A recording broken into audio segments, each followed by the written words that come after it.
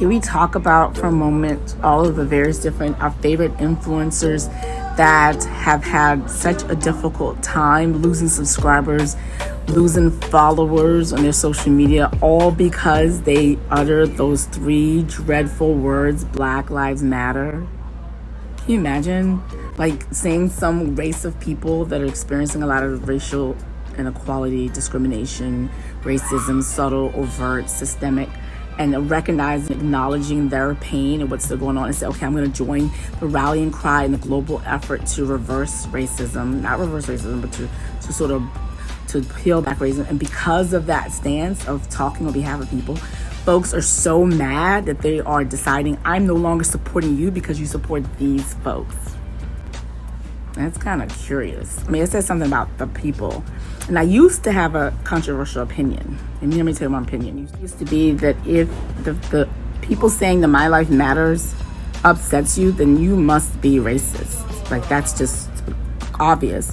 But now I'm realizing that's not necessarily the case. I think what happens is it disrupts their comfort zone and it forces them to have to deal with what they've heard before and were able to previously ignore, not pay attention to, dismiss as just those people being whiny and complaining again, and sort of saying, well, sometimes you guys deserve it, and and whatever, you bring this about yourself with your issues, so that's you kind of like ask for it.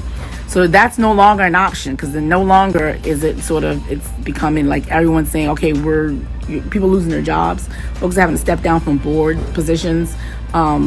There's like a season of reckoning where people no longer can just be racist and it'll be okay and cool anymore. And I think that's, people are having a hard time having to come to grips with the new reality. Is the normalization of anti-racism.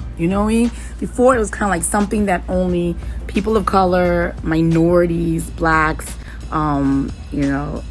militant people who were asking for something, they say is political, which is not really political, but it was a fringe. And so long as they kept anti-racism as a fringe thing, people were fine being in the middle and not having to deal with it. Now that it's becoming more normal, they're in the center, for you to resist it and say you're tired of hearing about it, it's being stuffed down your throat, you're now no longer normal, you're now abnormal, you're now like, what do you mean that you have a problem with us fighting racism? Why is this a debate? Where before it was like, yeah, those people are complaining again, that's those folks. Now those folks are most folks. And so if you're on the outside of it, you're now on the outside. And so they're fighting to not be on the outside. And they're just that's just your position. Choose it, pick a side. That's it. A lot of the popular influencers lost their thing, but most of them were like, okay, fine, I'm going to stick with my conscience. I'm going to stick out there. If I lose them, I lose them. I'll have a more engaged community and be better for it in the long run. And I think they will be. I'm thinking of Vanessa Lau and Sunny. I forget how to pronounce Sunny's last name. The ones that chose to instead be all lives matter, they're struggling. Marie Forleo is one of them, and a couple of other ones. And I know there's one woman named Tiffany Jenkins.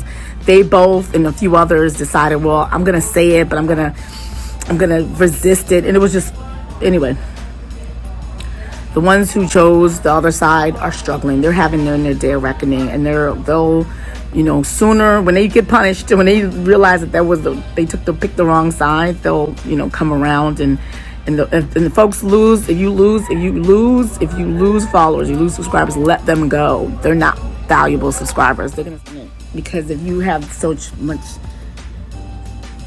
issues and darkness in your heart, and there are certain people just like, you can't help them. Let them wallow in there. Let them unfollow you and continue to figure it out on your own. Let them go find someone who agrees with them. Let them go to Verolio. Let them find somebody who doesn't care and is like, we're only about this money. Yet they go over there. Let them go worship the God of prosperity, the God of wealth building, at any consequence, without any ethics or morals or compassion and empathy for their fellow man.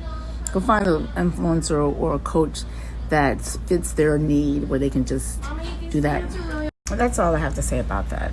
What do you think? Thoughts below. Like, subscribe, and tell me what you want to talk about next time.